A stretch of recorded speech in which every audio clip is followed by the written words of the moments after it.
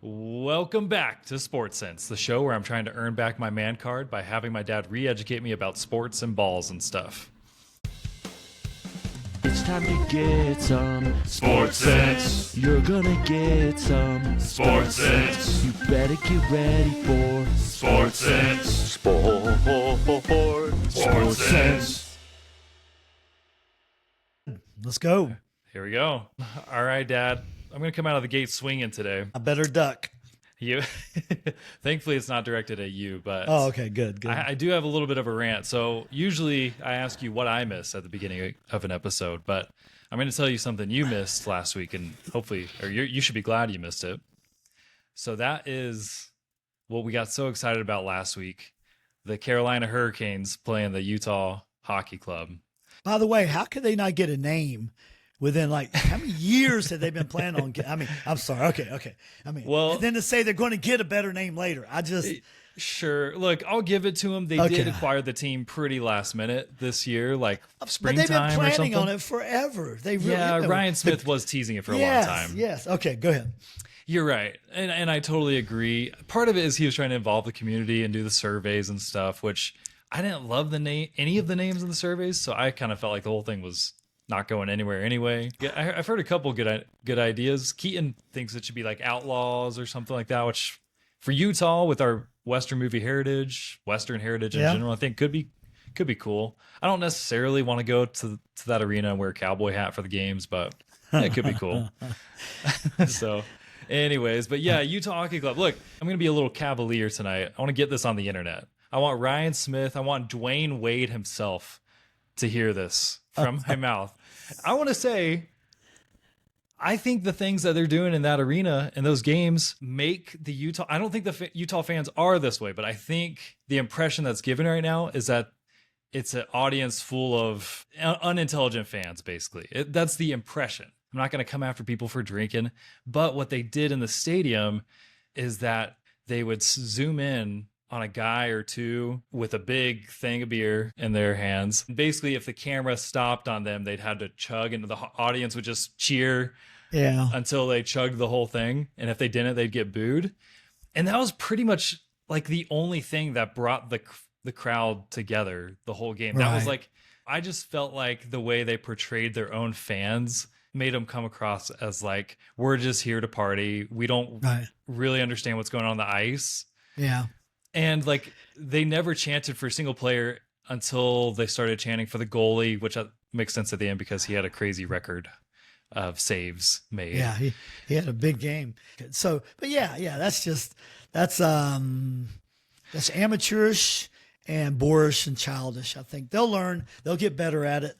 At promoting, especially using the jumbotrons. There's so much fun they can have, and they get the T-shirts and they shoot those up. There's such better ways to do that. They do heartwarming things with kids, right? They run and give the kid whatever the mascot is. There's so many quality professional franchises out there who know how to promote. I think for me, it felt like we promise we're cool and edgy. Like we're not just dorky Mormons out here in Utah. Like it felt like they were just trying so hard, and it just came off as so cringy to me. Right. And that was my real beef with it. And I'm like, they'll probably find their footing. They'll find their footing. Hurricanes bounced right back, had a great couple wins after that. So we just hit an unlucky night. All right. Thanks for letting me rant on that. Yep, I understand. But now it's your turn. What did I miss this week? Well, just a quick recap on a couple things, and we're going to make this quick. I don't even talk about it. Just we talked it up before, and I told you I was worried about BYU playing Kansas. So BYU crashed and burned. There's no way BYU should probably be 0-2 the last two games. They only scored 2 touchdowns in 2 games. You're not going to win games like that. Defense played great at times, but they just truly served up that game on a silver platter to Kansas, and they really put themselves in a bind to get into the conference. Get into the championship, playoff championship. So anyway, they are now tied with Colorado. Colorado absolutely crushed it. They crushed Utah of all people, who have a great defense still, but Colorado beat them 49-24. So I'm just tying those two together because now they're both 5-1 in the Big 12, and they both need to win out, and hopefully they'll meet each other in the conference championship. But it was an embarrassment, and they should know better, do better, made silly mistakes. Bad mistakes. Hey, that's the first game Macy and I watched of football all season long besides the rivalry game the week before. Yeah. And we finally like, oh, they're doing kind of good. We're invested. Let's watch. And so we were just heartbroken, of course. Just couldn't believe our eyes. Well, the turning point, as they say, do you remember what happened right at the end of the first half? They really were moving well. Yeah, weren't they like about to score a touchdown? They were like yards away. Yeah, 7 yards away. First down. They had 3 timeouts, plenty of time, and they have been running the ball down Kansas's throat. So what does our wonderful OC decide to do? Pull back and throw the first pass incomplete. Throw a second pass, interception in the end zone. Oh, right. Whereas they had plenty timeouts. Well, that matters if they'd run just a couple running plays. They've been chewing up 4, 5, 6 yards of run, and all they had 4 downs. All you do is boom, boom, boom, and bang it in there. And they had, after each run, the clock keeps running. You just call a timeout. You got 3 timeouts available. Right. And instead, he tries to throw it a second time, makes a bad throw, interception, game's tied at half instead of being up 17-10 and getting the ball to start the second half. So that was the turning point. That was, to me, I went to bed at that because that's about midnight my time. And I said, I felt confident they were going to, choke it up because they started playing like that. So it's good. Hey, we'll see what they're made of. Let's see if they bounce back.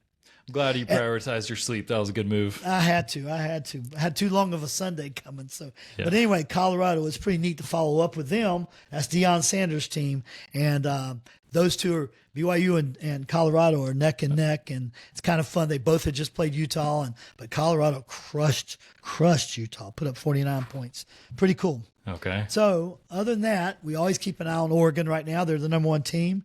I thought I was smelling an upset, but Wisconsin almost did it. So Oregon really, I've told you all along, they're not showing me that much, but they only won 16-13.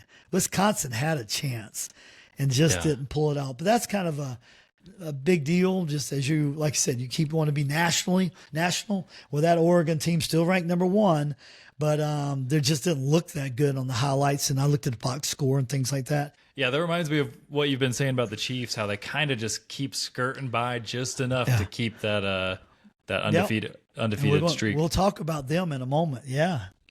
Well, is Oregon undefeated, or are they just ranked number 1? No, they're undefeated. They are undefeated. Still. Okay. But our game, I don't know if you remember which game we picked to really focus on. Yeah, we talked college. Because hey, you'll be proud of me, I hope. But I actually tuned in and watched a little bit of it was Georgia versus Tennessee, right? Absolutely, yeah. I'm very proud of you. That's great. Thank you. Yeah. Oh yeah. Macy couldn't believe I actually did this because BYU was going the same. Yeah, she walked by and saw another. Yeah.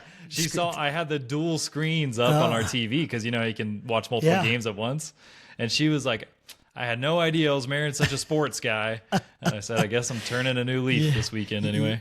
Tell you're probably not slipping into that darkness too fast, but I'm proud of you. So dipping my toe in the water. Yep. Do you know what happened? Do you remember what happened in the end?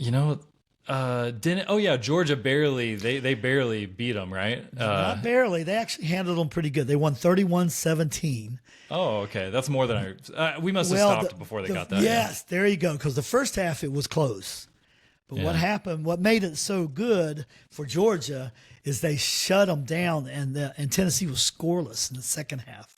So what you saw was right. It was tight the first half. Second half, Georgia kept scoring some points, and Tennessee, they shut them down completely. Their defense shut them down completely. So they're up 31-7. So that makes the whole SEC continue to get crazy and crazy. Both teams, Tennessee and Georgia, are both 8-2.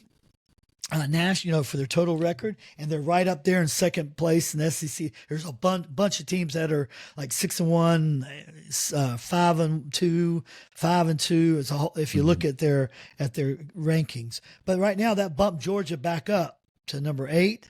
And what we're waiting for, and I say number 8, I'm just talking about the current rankings that come out, not the CFP, not the committee that's going to determine the 12 teams that play CFP for the. is the college football playoff committee, right? Yes, exactly. So it's not them. We'll see that's tomorrow night, Tuesday night that comes out. Okay. But Georgia will probably be in the mix. But that was a big deal. That was the game we said game of the week for us because I thought it was nationally the best game, and it turned out to be a really good game. But Georgia manhandled them in the second half. So Georgia's looking pretty good to get into the playoffs at this point. If they finish their season off with a couple more wins, we're down to the last couple of weeks. By the way, forgive my voice tonight. I'm running a little hoarse. Doing good. They're as good a chance as any of the other top 12 to 14 to 15 teams. The little marker note I have underneath about this week, only because it has such like the largest national collegiate following, is Notre Dame. So they went up to 6th in the ranking. They lost that first game. You and I mentioned one other broadcast or one other podcast we had, but Notre Dame is bumped up 6th. They keep on winning, but right beside my note, I've got question mark. Because so far over the last many years, again, they do not belong with a conference, in a conference. They do not have a championship game to get past. And a lot of them it is a little bit of a popularity contest with Notre Dame. So far, whenever a couple times they made it, I can't remember how many times they made it in the playoffs, they get crushed or they just don't make it. So that's my question mark. But so there's politicking among like the playoff committee? Well, absolutely, especially in those Final Four. It used to be Final Four teams, and then yeah. It's definitely. Is it because of like how you'll talk about like billing? Is it just I mean, I guess in the end, I mean, college's less than pro, but like in the end, people are trying to make a buck, right? And they want to give viewership to the TVs, to the games. You can't help but it's got to be part of what's the fan base, how much money do they spend, what will the TV draw the most of, so that it influences some. I'm not a conspiracy theorist, but it most certainly. I mean, if they have a choice between Notre Dame and let's say, who knows, Iowa State got hot between Iowa State and Notre Dame, well, they're going to choose Notre Dame. All things equal, they're going to choose Notre Dame. Because more they have people the are going to largest tune in. fan base nationwide, if not in the world. They've got some other fans. So anyway, kind of cool. Real quick, that's nothing big. Just a little kind of keeping top of your mind. Everybody, you get in the right circles. They want to talk Notre Dame. You'll hear a Notre Dame fan. You'll just go, I mean, they'll just they're as bad as Ohio State fans and other fans. They're always saying how great they are, but they always seem to come up short. Interesting. But anyway, that's the recap of college. It really wasn't a ton. Right now, they're just kind of they're grinding it out here at the end, and every win matters if you're in that consideration for the CFP. Okay? I need to do the NFL recap real quick. Yes. Is any of it about Detroit? Because that's the only team I really remember from what you've taught me. Yes, but we'll talk about that. But yeah, you and Keaton really talking about that coach who once talked about biting people's kneecaps off and stuff. Absolutely. I keep wanting to hear about them. They sound, but of course I didn't tune into anything, but I do want to hear about them. I know. I'm looking. There you go. Okay, I got up what I need to there. All right, real quick, we'll hit it. Yep. Remember what I tell you? The game of the week for us, number one was Chiefs versus Bills. You brought them up. Do you know what happened? Nope. Well, you just talked about what was happening with the Chiefs skating by.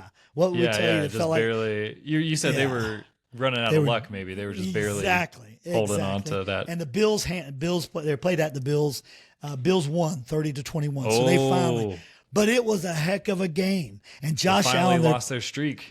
They did. Josh Allen, which is okay. They need to lose one in the middle of all this or two, but they've still got a long way. They can play much better. But I love seeing, and your brother Keaton loves the Bills. He loves Josh Allen. He right at the end of the game, he had a 26-yard. This is the quarterback, 26-yard bang them, knock them dead, knock over the safety type scoring touchdown to ice the game. So that's how good he was. But I got one sad note. Here's my sad note.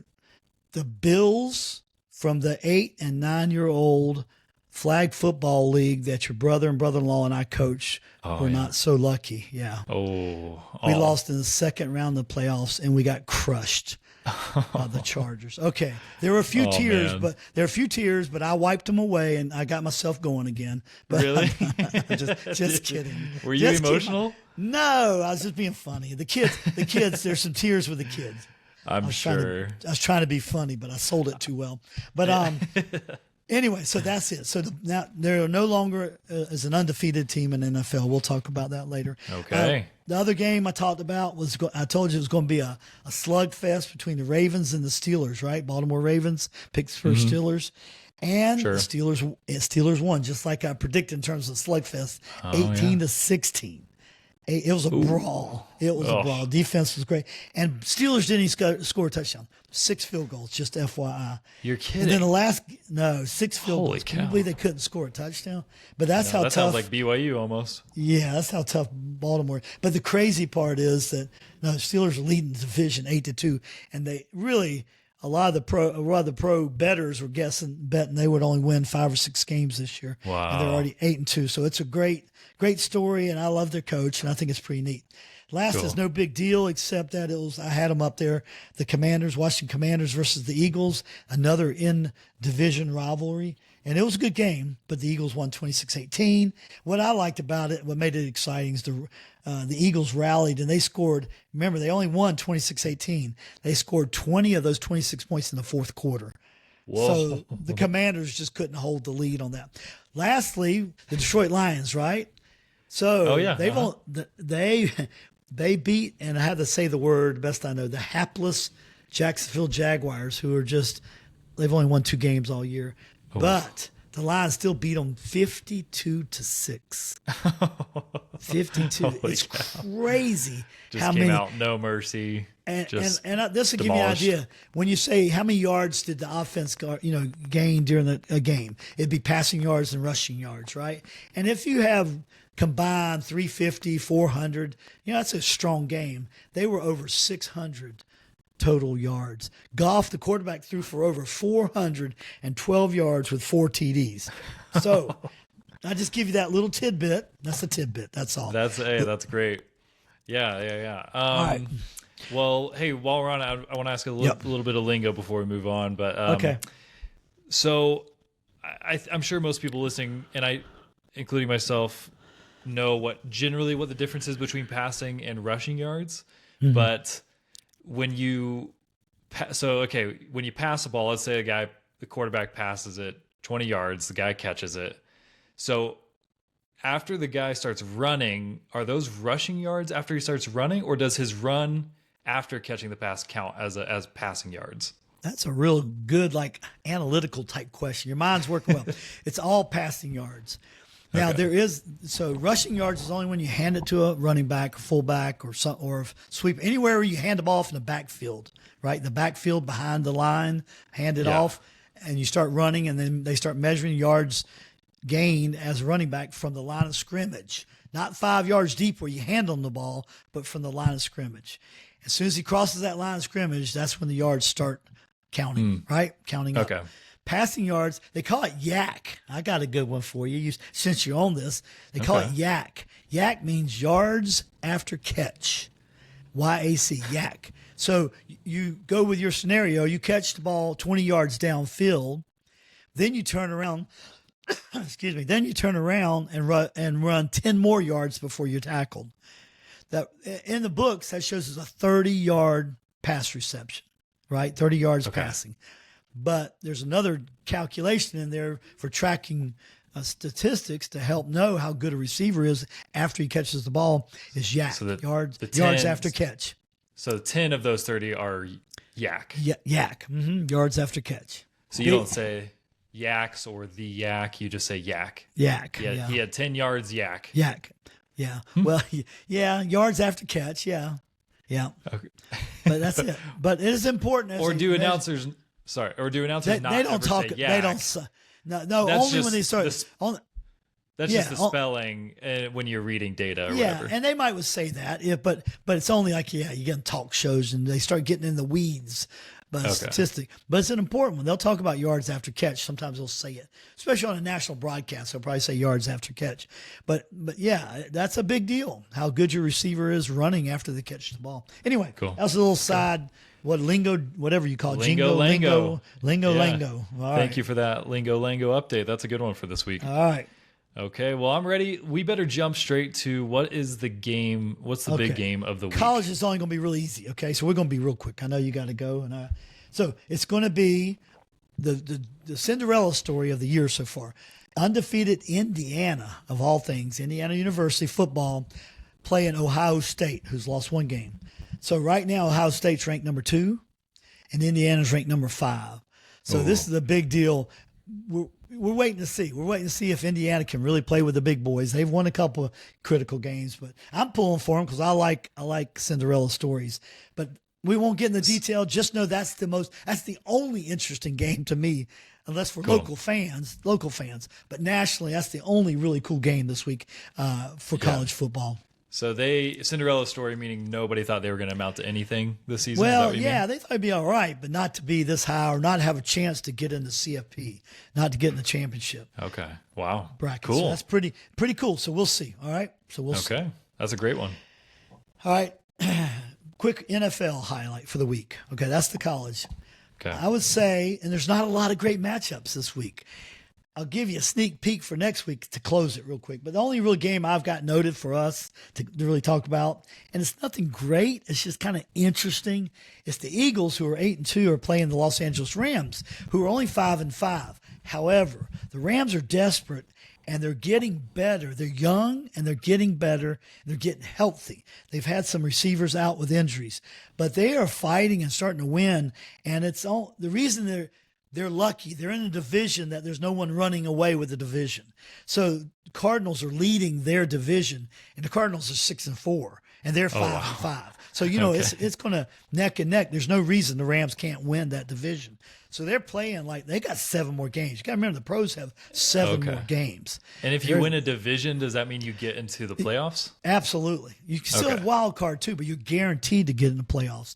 And out of this division, there probably won't be any wild card teams because the records just aren't that good. So they want to win, and I think so. They'll be playing, and they're at the Rams, which they're playing in SoFi Stadium. That's the one stadium I'm just dying to go see in terms of modern. Have you seen pictures of it? Yeah, I think I have. So it's in LA. I want to go see that sometime. So that's the one that was built just within like the last 5 years or something. Oh right? yeah, brand new, multi-billion. Yeah, wow.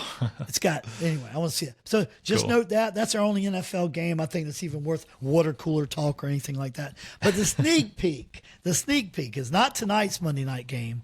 That's nothing. That's a poo-poo game. That's nothing, man. The Texans need to win, but they're playing the Cowboys, who, Tonight? You're saying tonight's the poo-poo game? They suck. Dallas sucks for all the Dallas fans this year. Yes. So don't edit that out now. I wanted to whisper it, though.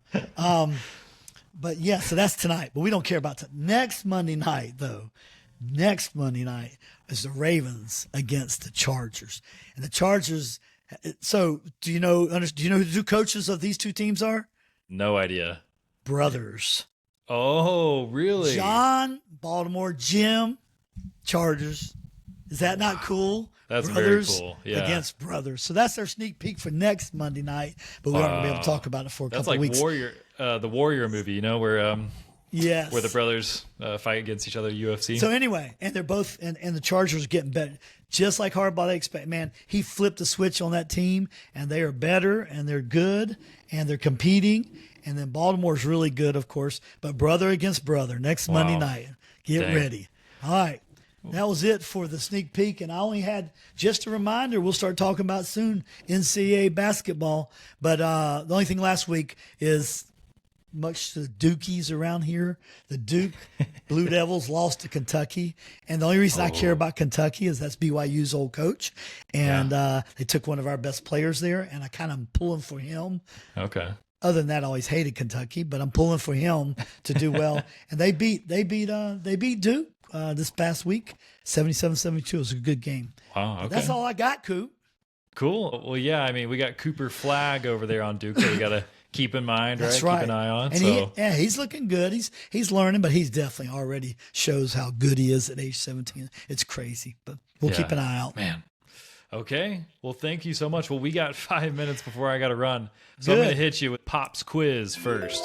All right, go ahead. Here we go. I'm not feeling good about it again, but give it to me.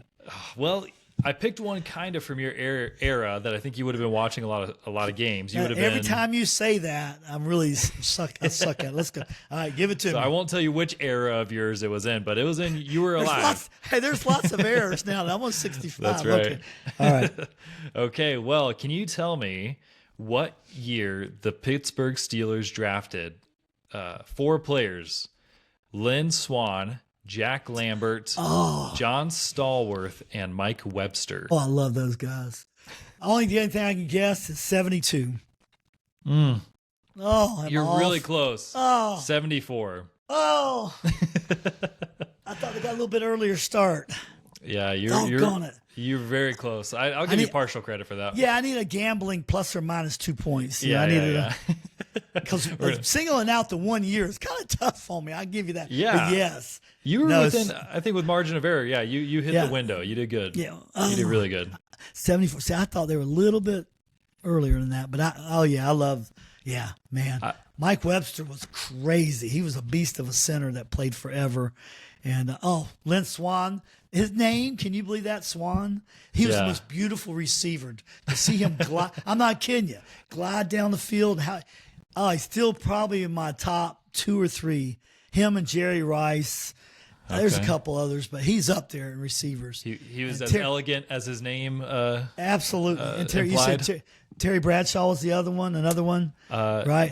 Jack Lambert. Jack Lambert. You see pictures probably him. He's got teeth missing. He's this massive defensive end. He was crazy. I'll look him up. You got to look him up. When I tell you he's crazy, he was crazy. I see his teeth. They were scared of him. His teeth's gone. That's back when today's NFL offensive players would not get on the field with him. I promise you. Wow. Yeah. It says I'm seeing an article called "The Most Feared Linebacker in the Game." Told you. These guys would wet in their pants if they saw him today, and they let him play like they used to. He would get thrown out of the game in the first 2 plays because they don't let him play like they used to let him play. Was he spearheading and stuff like that? He'd break your arm. Whatever he could do. Whatever he could get in. You got into a pile with him, you're lucky you walk out of that pile. He was an animal. Yeah, he looks like he should be playing hockey, or he should have been playing hockey. And then Terry Bradshaw. But anyway, I love them all. We'll talk about them some other time. Okay. Steel Curtain. Yeah, we'll talk about them. Hey, that's pretty good. I did all right. I'm all right with that. Oh, yeah, you did great. What's our mailbag? You got to go. What's our mailbag?